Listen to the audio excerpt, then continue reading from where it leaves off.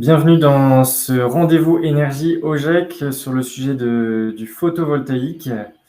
Merci à tous ceux qui sont déjà connectés d'être là. Est-ce que vous pouvez bien me confirmer via le chat qui est sur la droite de votre écran que vous m'entendez bien?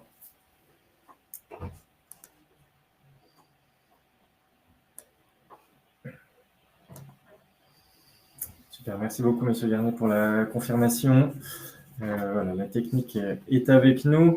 On va attendre encore 1 ou 2 minutes que les derniers retardataires se connectent et on pourra attaquer ce rendez-vous énergie OGEC sur le photovoltaïque. À tout de suite.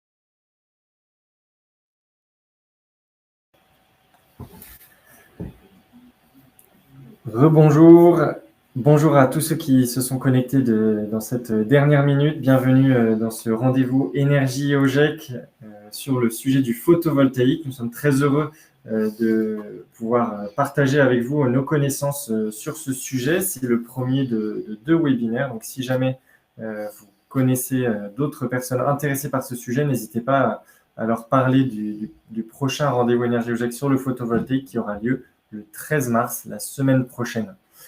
Voilà, je suis accompagné par notre expert du photovoltaïque chez Alterwatt, Gwendal Gossi.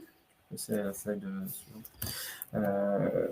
Voilà, du coup, qui sera là pour vous expliquer tout ce qu'il connaît, pour vous donner envie de réfléchir à cette solution. On va parcourir pourquoi investir dans le photovoltaïque, revenir un peu plus sur la technique et mieux comprendre quels sont les avantages, les contraintes et quel est l'intérêt d'une étude de faisabilité avant de terminer par un cas concret. Durant toute cette présentation, n'hésitez pas donc à utiliser le chat pour poser vos questions. Nous prendrons le temps à la fin d'y répondre. Donc voilà, le chat qui est sur la droite de votre écran. Et si jamais il y a des soucis de son, n'hésitez pas aussi à le partager pour que vous puissiez suivre l'entièreté de la présentation. Rapidement, vous présentez Alterwatt. Alterwatt, qui sommes-nous? Nous sommes une PME, un bureau d'études thermiques spécialisé dans la rénovation énergétique des bâtiments, convaincu qu'une écologie intégrale est nécessaire. Et donc, on s'efforce à aider nos clients à répondre à l'enjeu climatique en optimisant la consommation énergétique de leurs bâtiments. Le photovoltaïque est un des biais qui permet d'optimiser la consommation énergétique du bâtiment. Et aujourd'hui, on est articulé autour de 3 services distincts. Un service études dans lequel travaille donc Gwendal sur le photovoltaïque. Un service travaux où on va pouvoir faire des travaux d'isolation et de déploiement de GTB chez nos clients. Et enfin, un service plus transverse de financement pour vous accompagner dans la gestion des dossiers de financement qui permettent de réduire considérablement les coûts de ces projets de transition énergétique. Vous rappelez aussi que donc Alterwatt, on a accompagné énormément d'OGEC jusqu'à maintenant. On est un fournisseur référencé par le CEDRE, notamment sur la partie études, depuis 4 ans maintenant. Et je laisse maintenant la parole à Gwendal qui va vous éclairer sur le sujet du photovoltaïque. Bon rendez-vous énergie OGEC à tous. Alors déjà, bonjour à tous. Merci d'avoir répondu présent pour ce petit webinaire sur le photovoltaïque. Alors déjà, on va dire pourquoi investir dans le photovoltaïque? Donc ça va me permettre un petit peu d'introduire, hein, les quelques concepts et les enjeux, du photovoltaïque. Alors, premièrement, puisqu'il s'agit, comme vous le savez, d'une méthode de production d'électricité, heu, ça va intéresser les personnes qui ont une forte consommation, pour réduire justement cette consommation et donc générer, des économies d'énergie. Autre chose, c'est aussi pour, investir dans un projet, rentable. Là, je vous ai mis un petit graphique donc de cumul cash flow, ce qu'on appelle. En fait, c'est simplement donc, le gain généré, par une installation. On voit le point de basculement donc qui se situe à la 5e année. C'est un projet bien sûr, réel, que je vais vous présenter là, plus tard. Heu, on voit que il s'agit toujours d'un investissement, mais sur un projet rentable. Aussi, donc, on va dire, diminuer l'impact, carbone, d'un bâtiment en faisant donc, en consommant une énergie, donc essentiellement décarbonée, en tout cas dans son fonctionnement. La réglementation, qui peut, y pousser, notamment le décret tertiaire, à savoir que toute, consommation d'électricité qui vient de photovoltaïque d'une centrale qui est, sur place est à décompter, du décret tertiaire, en tout cas pour, la composante, électrique et aussi, des obligations notamment à la loi APER. Alors, je ne vais pas rentrer dans les détails pour aujourd'hui, mais ce qu'il faut retenir de la loi APER, c'est, tout gestionnaire, de bâtiments de parking pardon, de plus de 1 500 m², doit mettre une solution, photovoltaïque sur ombrière sur au moins 50 de son parking. Et aussi le prix de l'électricité qui augmente et on sait qu'il augmentera, de plus en plus. Ça permet donc on va dire, de freiner un peu, cette augmentation donc des prix d'exploitation, d'un bâtiment et aussi d'arriver à être un peu moins décorrélé de cette fluctuation. Donc ça permet, notamment de réduire donc, les prix le coût d'exploitation, mais aussi d'être un peu indépendant. Alors, du coup, petit récapitulatif sur la technologie. Alors, comme tout le monde le sait, il s'agit donc de cellules photovoltaïques, donc on parle de panneaux, solaires, c'est pour le photovoltaïque, qui va prendre l'énergie donc du soleil et le convertir en courant. Donc bon, j'entrerai pas dans les détails techniques, mais il s'agit d'un courant continu qu'on doit transformer, en courant, alternatif pour l'injecter sur le tableau électrique du bâtiment. Donc de là, une fois que, cette électricité est sur le tableau électrique, on a 2 possibilités. Soit, on va l'injecter au réseau, donc voilà, donc notamment avec, la revente d'électricité ou alors on va consommer sur place, voilà, donc que ça soit les prises électriques, les frigos, la climatisation, la lumière. Donc tout ce qui consomme de l'électricité peut consommer donc de l'électricité photovoltaïque s'il le consomme, à un instant, donné où ça produit. Alors, pour ce qui s'agit un peu de la définition, on va dire, générique, donc il s'agit de quand on parle de photovoltaïque, on parle d'une installation de centrale photovoltaïque convertissant l'énergie solaire en électricité. Alors, pour ce qui s'agit des avantages, déjà, puisque ça puise son énergie, du soleil, c'est inépuisable. Donc ça, c'est vraiment un gros point fort. Le soleil continuera toujours de briller et donc ça sera inépuisable. Faible émission, de CO2 comme je l'ai dit, avant, donc c'est voire, quasi nul en phase, d'exploitation bien sûr, hein, on prend en compte, le prix CO2, de la fabrication, mais même en prenant en compte, ce prix de fabrication, on arrive quand même à émettre moins de CO2, que l'utilisation, du réseau, électrique français. Il y a une possibilité forcément, ça je pense que vous le savez, d'autoconsommation et de revente d'électricité, donc de génération de profit. Donc ça, c'est très intéressant. Donc, il y a composante autoconsommation, composante, qui permet un peu une autonomie et la revente, permet de générer des gains supplémentaires. Un entretien relativement, simple et d'un coût de maintenance, faible. Alors simple, ça dépend bien sûr et bien évidemment, du site. Mais généralement, ce n'est pas de la maintenance qui va vraiment coûter très cher, y compris au long terme. Ça a quand même on va dire un grand avantage puisque du coup, il s'agit essentiellement d'un investissement initial et après, ça coûte, on va dire, l'impact économique est très faible après investissement. Pour ce qui s'agit des inconvénients, bien sûr, puisqu'il y en a, heu, il y a une dépendance à l'ensoleillement, parfois, voilà, donc la variation saisonnière et météorologique. Si bien sûr il y a des nuages, on produit moins, même si on produit un petit peu. La nécessité d'une surface adaptée, donc que ça soit un terrain disponible, une toiture terrasse, une toiture inclinée, il faut avoir de la place. Donc j'ai mis des petites images juste à côté. Donc même s'il y a des installations techniques, on peut toujours s'arranger pour trouver de la place, mais bien évidemment, il faut qu'elle soit présente. Heu, le rendement lié à l'orientation et l'inclinaison des panneaux, je pense souvent notamment, aux toitures inclinées où on ne maîtrise pas forcément l'orientation et l'inclinaison et il y aura forcément une perte de rendement pour l'installation. Et l'investissement bien évidemment initial qui est parfois élevé. Alors pour le coup, je vous ai mis un ordre de grandeur, hein.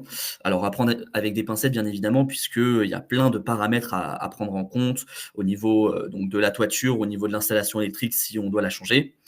Donc on peut compter à peu près pour 1 200 m² une puissance de 100 kilowatts et on estime aux alentours de 130 000 €.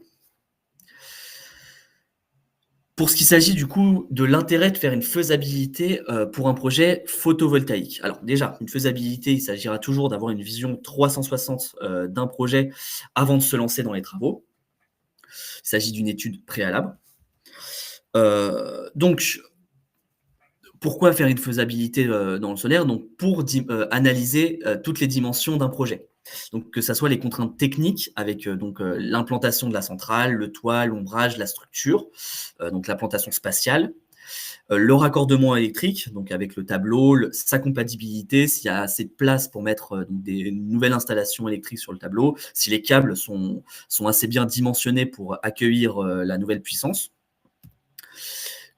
L'estimation précise des coûts et de retour sur investissement. Donc, dans les coûts, il y a bien évidemment l'investissement, du matériel, et de la pose, mais il y a aussi, comme je le disais, le tableau électrique qu'il faudra peut-être changer ou, la structure qu'il faudra, renforcer, ou une toiture qu'il faudra, on va dire changer l'étanchéité.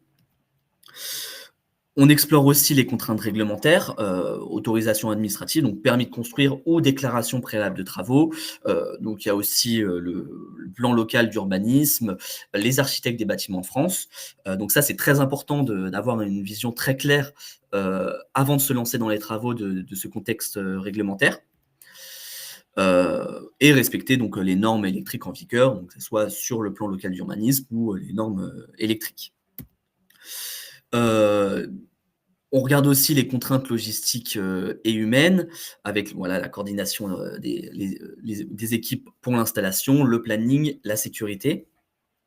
La gestion des accès, donc parking, zone de stockage, notamment donc des onduleurs, et voilà tous les coffrets et câbles qui pourraient, être, liés à l'installation, photovoltaïque. Et bien sûr, les contraintes économiques, que ça soit les subventions, les aides financières, potentielles, et le modèle économique, que ça soit de la vente totale ou de l'autoconsommation avec revente. Enfin et ça c'est vraiment l'essentiel d'une faisabilité photovoltaïque, c'est dimensionner au mieux le système pour optimiser donc moi j'ai écrit optimiser l'autoconsommation. Alors déjà pourquoi je fais une petite parenthèse. Aujourd'hui, notamment, avec le contexte, réglementaire et politique actuel sur le photovoltaïque, il y a tout intérêt à autoconsommer. Pourquoi? Puisqu'aujourd'hui, on va dire que vous payez votre électricité, 22 centimes, du kilowattheure, contrairement à une revente où vous pourrez revendre, on va dire à peu près, 7 à 12 centimes du kilowattheure. Donc il y aura toujours plus de gains, à autoconsommer. Donc comment on fait ça? On simule la production photovoltaïque en fonction de la consommation, réelle des paramètres, du site. On calcule le taux d'autoconsommation et de couverture des besoins énergétiques et on ajuste la puissance installée pour maximiser l'efficacité et la rentabilité. Donc, que ça soit sur l'autoconsommation, que ça soit plutôt directement sur les gains générés à la fin de l'installation. Donc, je vous ai mis un petit prisme. Donc, on part de l'évaluation du potentiel photovoltaïque, mais voilà, il y a tous ces paramètres à regarder. Donc, ça part du potentiel photovoltaïque, de la rentabilité et des gains énergétiques qu'on va pouvoir générer, des contraintes techniques, comme je l'ai dit, des objectifs de production et d'autoconsommation. Et voilà, donc ça passe par une optimisation des coûts et des financements. Alors, comment déterminer si votre toiture peut accueillir du photovoltaïque? Donc ça, c'est déjà c'est un sujet assez sensible, puisque c'est toujours difficile quand on n'est pas spécialiste du sujet de savoir. Mais il y a quand même des facteurs qui peuvent nous amener à réfléchir au photovoltaïque. J'ai mis un petit guide pratique pour un repérage préliminaire. Donc déjà, il faut regarder la taille de la toiture. Donc j'ai mis des ordres de grandeur 500 mètres carrés ou 200 mètres carrés, c'est vraiment à titre indicatif. Si c'est moins, c'est toujours faisable, hein, c'est possible d'avoir une petite installation, mais généralement, au-dessus de 500 mètres carrés en toiture inclinée et 200 mètres carrés en toiture terrasse, c'est quand même assez pertinent de penser au photovoltaïque. Forcément une orientation adaptée, donc sud c'est l'idéal, l'est et ouest est possible pour un certain type d'inclinaison, ça reste quand même des solutions performantes, et forcément le nord est déconseillé. Regardez la présence des obstacles, vérifiez donc les ombres, les arbres, les cheminées, les bâtiments voisins. L'état de la toiture, pas de fuite, pas de détérioration possible. Si forcément votre toiture est en vieille tuile, que vous avez déjà vu et observé des fuites en cas de forte pluie ou voilà quelques détériorations visibles sur la toiture, forcément, ça va avoir un impact sur la faisabilité d'un projet photovoltaïque. Après, faut garder en tête que une toiture, ça généralement, si vraiment c'est trop vétuste, se doit d'être réparé. Et donc, c'est toujours très intéressant de mutualiser les coûts d'investissement et penser au photovoltaïque en même temps que la rénovation de sa toiture.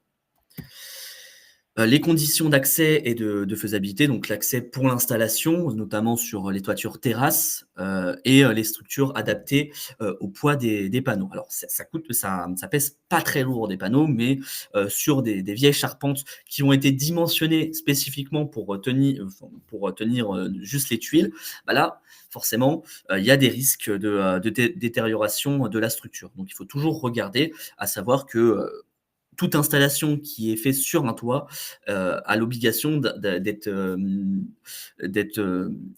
accompagnée d'une étude structure. Voilà, que ce soit du photovoltaïque ou même des pompes à chaleur sur toiture. Et forcément, les contraintes réglementaires, vérifier les restrictions locales. Voilà, c'est assez rapide d'aller regarder le PLU, donc le plan local d'urbanisme, de savoir si son bâtiment est protégé ou inscrit ou pas. Et ça permet déjà de regarder donc, si le contexte réglementaire est favorable. Aussi la consommation électrique, bien évidemment. Donc, si le site consomme beaucoup d'électricité en journée, s'il est climatisé, par exemple, ça, c'est des facteurs qui vont pouvoir directement déterminer si on peut se tourner sur le photovoltaïque. Et je vous invite aussi à regarder sur Google Earth pour visualiser sa toiture. C'est vrai que dans la vie de tous les jours, on n'a pas forcément l'occasion d'avoir une vision du dessus de sa toiture. Et donc, ça permet aussi de regarder tous ces éléments-là. Alors, passons maintenant à un cas concret, donc d'une étude qu'on a réalisée pour la commune de Chaponneau. Alors, à gauche, c'est le premier site qu'on a étudié. Il s'agit d'une école maternelle, et à droite d'un espace culturel et d'un gymnase. Donc, on se situe à peu près dans l'ensemble du projet à peu près 1200 mètres carrés de toiture et une typologie de toiture donc inclinée. Alors, l'objectif de ce projet-là, donc, c'était d'installer une solution photovoltaïque avec une production ajustée aux besoins du site. Donc, il y avait une réelle volonté de diminution de la facture d'électricité. On voulait donc, bon, il y a différents cas possibles, c'est généralement le cas le plus usuel, de se raccorder donc au tableau électrique principal. Donc autrement dit, il fallait intégrer la production au réseau électrique du bâtiment. Et pour ce qui s'agit des contraintes, donc il y avait quand même un espace limité, notamment au niveau de l'école, au niveau aussi des emplacements pour les onduleurs, les coffrets, le câblage qui devait passer par la charpente, et ça forcément c'est toujours plus compliqué. Une structure existante qui nécessitait forcément une étude de charge. C'est des bâtiments qui ne sont pas forcément récents, et une étude de structure était essentielle pour vraiment regarder la faisabilité du projet, donc forcément des coûts supplémentaires, et une consommation locale faible. Donc voilà, donc c'est à mettre en opposition avec l'objectif. Ici, en regardant la consommation électrique du site, notamment de l'école, bah forcément, ils n'ont pas des processus particuliers et ils ne consomment pas beaucoup. Donc, on a d'abord commencé par analyser les appels de puissance. Donc, qu'est-ce qu'on tire en termes d'électricité à un instant T. Donc là, il y a la petite courbe d'appel de puissance du site. Il me semble que là, c'est pour le gymnase. Donc ça va nous permettre d'étudier 3 cas possibles. Soit on va aller maximiser l'autoconsommation et l'autoproduction, c'est-à-dire qu'on va essayer de maximum correspondre à cette courbe. Ou alors, on va plutôt maximiser les gains total à l'issue de la durée de vie de la centrale, ou bien alors optimiser le rendement économique. Donc, la différence, c'est que dans le premier cas, on regarde vraiment le gain total à la fin. Et là, dans le deuxième, on regarde notre investissement et de combien en pourcentage on a gagné par rapport à cet investissement initial. Donc, à l'issue de tout ça, on a effectué une modélisation sur un logiciel spécialisé, donc qui n'est autre que PV6, c'est le plus couramment utilisé. Donc, on fait une modélisation 3D et une modélisation électrique. Ça, c'est très important puisque concrètement, il s'agit de regarder qu'est-ce qu'on va produire en termes de puissance à une heure précise tout au long de l'année. Donc ça, c'est forcément, c'est des modélisations qui doivent être effectuées. Et c'est pour ça qu'on modélise le bâtiment en 3 dimensions, notamment pour regarder donc tout ce qui est orientation, impact de l'orientation, de la longueur des câbles, et aussi réaliser donc un calpinage spatial pour voilà, déterminer la disposition des panneaux solaires en toiture.